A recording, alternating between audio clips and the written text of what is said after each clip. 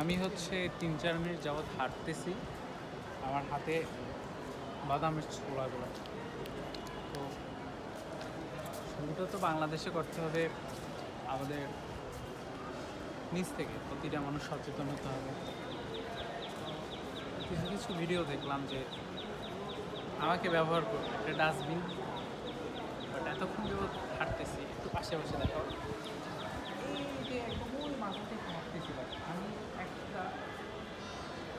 একটা ডাস্টবিন পাই ময়লা ফেলার জন্য, একদম ওই মাথা থেকে।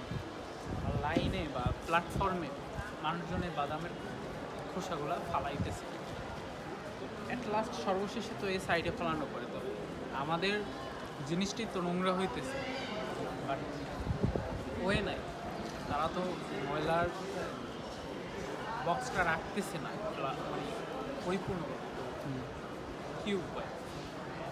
মানুষজন অবশেষে করণীয় কিছু নেই, তো ফালাইতেছে নিচে।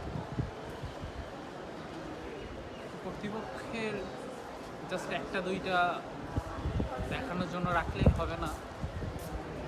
এই যে বসা আছে মানুষজন, অনেক মানুষ বসা আছে, একদম ওই জায়গায় বসা আছে, তো মানুষজন তো খাবেই, স্বাভাবিক, ময়লা পড়বে, তো এটা ফালানোর মতো ওয়ে করে দিতে হবে।